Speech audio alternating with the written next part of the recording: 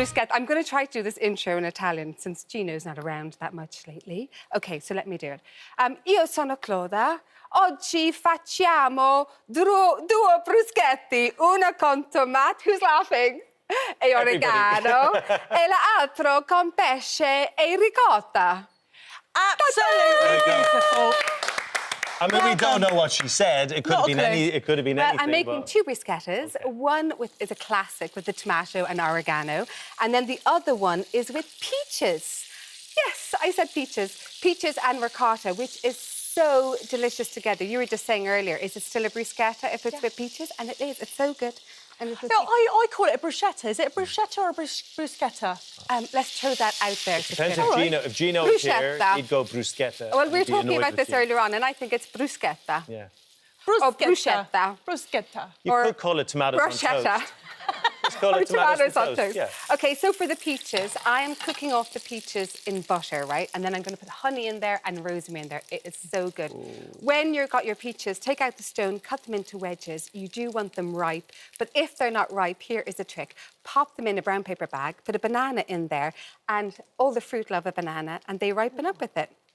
You can do that with your avocados and everything like that as well. How long does it take? To ripen up? About a day. Is that all? Yeah, that's a good question. And then just kind of like toss it around in the butter and let that cook for a couple of minutes. A little bit of salt and pepper, because we're making these savoury, OK? So taste it. You wouldn't think of putting salt on with the fruit, but actually, why not? You wouldn't think, yeah, but we're making it savoury. So we cook these for a couple of minutes, and then after a couple of minutes, I'll be adding in honey and I'll be adding in rosemary. Right. So we let these cook away, so this is that part. And then on to the actual bruschetta, which is the bread part of it. We're going to be using sourdough bread. Oh, wow. Are you going in? Are you in? Wow. It's so good. It's so good. I'm going in then. It'd be rude not to, What you go with first? Oh, wow. So for the bruschetta, I'm using a griddle pan. Now, I know a lot of people don't have griddle pans at home, so you could use your toaster, or you could do it on a barbecue. You've got to use your hands. I did it on my barbecue on Saturday, and it was so good. So if you've got your barbecue going on, this is a perfect starter or also a perfect lunch. I just had mine with a glass of rosé on Saturday, and it was just heaven, just tomato bruschetta. It was just so good. But you want to, whatever it is... That's ridiculous. It's so good, isn't it? It's so tasty. Never would I thought of putting peaches on a bruschetta. That is unbelievable. It's amazing, isn't it? The Italians have really nailed it. Simple things, just done well, that taste, I mean, so good, right? So just these a little toss around with the butter.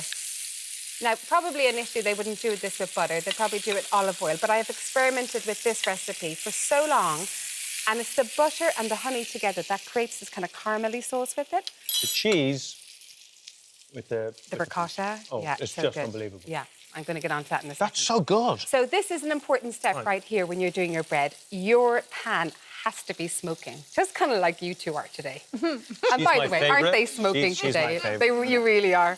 OK, and yeah, so this is smoking just a little bit like that. And then you pop your bread down. You can use sourdough bread or ciabatta bread. Both of them will work really well. The great thing about the griddle pan like this is it gives those kind of traditional ridges on it, which give good texture, and they also just look really good. OK, so I've got my peaches on there. I'm adding in my honey. I say my honey, it's my honey. Oh. Yeah. Well. So, you know, we have our little sustainable farm. It's like a small farm, and we make all our own honey. So we have 5 beehives, and, yeah, we create all our own honey. Wow. So, and we've got cows, and we have chickens, and how many jars of honey do you get from a hive? Last year, we got over 300. From one hive? Oh, no, sorry, no, 5 hives. From hive, but still a lot. 5 hives, yeah. It's a lot, isn't it? What have you called it? What have you called your honey? I just call it Broad Sphere Honey, which is the name of our little farm. Oh, lovely. Yeah, isn't that sweet? You've got to come down sometime. Oh, yeah, we would love it. Yeah, we haven't been invited, have we? So... Well, get an invite. We're just turning up, wouldn't it? Yeah. Well, I'll sort the invite. Yeah. OK. I'll work on her over the next... Getting an invite to Clodagh is like getting an invite to Jonathan Ross's Halloween party. Is it? Yeah, it's very sought after. Very sought after. Woo! And see now how the honey has made that into like a caramelly sauce. And then you just want to bathe all of the beautiful peaches in it. It's just... You could use nectarines as well. You could use plums, or you could use apricots. But look at that. Look at... Oh, my God, just smell that. Amazing. Smell that. Isn't that just so good? Yeah, that is good. So this on its own, right, just this on its own, served with ice cream, I know we're moving over to sweet now and away from bruschetta, is So good. Or even just like mascarpone. Can let that cook for just another minute. Turn over my bread. So you put the bread goes in dry. There's nothing on that. There's nothing on the bread, but when the bread comes out looking like this, see, look, we've got the little griddles like that. Yeah. While it's hot, you get a whole clove of garlic, right? Don't crush or anything like that. And then you just rub it, and it melts into the bread, and it creates this, like, beautiful, kind of glistening bread. And then what you do then is pop it on here, pop the ricotta on top. It's as simple as that. Kind of smear it out like that. And then you pop these all over it. Look at, oh my God, hello. Hello. This is so good. Oh, like I mean, it's gorgeous, but it hasn't taken away from the fact you haven't invited us to your house yet. And then pour the juices over it, and that's that one. Okay, now the tomato one is super simple. Let me just turn off everything so I don't start a fire. Again, you do that like this, right? Again with the bruschetta. Ooh, glistening, glistening. And then in here, I've got beautiful heritage tomatoes. This one I picked this morning. And you grew them yourself? I grow my own tomatoes. I've got over 100 different plants, or tomato plants, growing at the moment. Yeah. I would love to marry you. Yeah. I do, because you do everything, don't you? Yeah. Jeez, yeah. Is that a proposal? Oh, I'm already married. Harry got in there first. This is beautiful. If, you know, this is beautiful. This is beautiful. My tomatoes I mean, you're doing a lot to get an invitation to our house, if that's what you're trying to work here.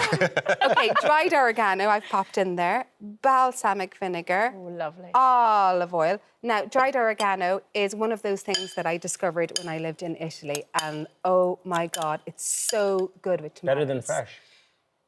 Better than fresh. Wow. For me, it's much, much sweeter. Did you have a taste of the tomato one? I've had a taste. It's so much sweeter like that. And then what I usually do is I'll get this ready in a big bowl. Oh, yeah.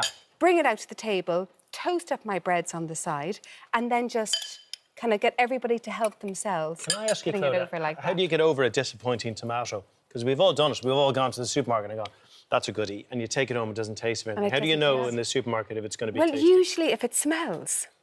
But grow your own tomatoes. It really tastes like a tomato. It really tastes. I mean, we've done lots of segments on the show here about, you know, growing your own vegetables, because we're all kind of like into that here. It's a green show. It's just like a few seeds, get it in there, or if it's too late now, buy a little plant, grow your own tomatoes. It's so much cheaper than buying tomatoes constantly every week, is to grow your own. Clodagh, we love you. Thank you very much. Too. And you're back again later, so we cannot wait. Thank Chocolate you. biscuit cake, which you don't want. No, because I'll eat it all. He does. No, he doesn't want it, remember? We both want it. Yeah, we do. Yeah, thank you, Clodagh. Now, for details of today's recipe and more delicious ideas from our This Morning chefs, download our free This Morning app.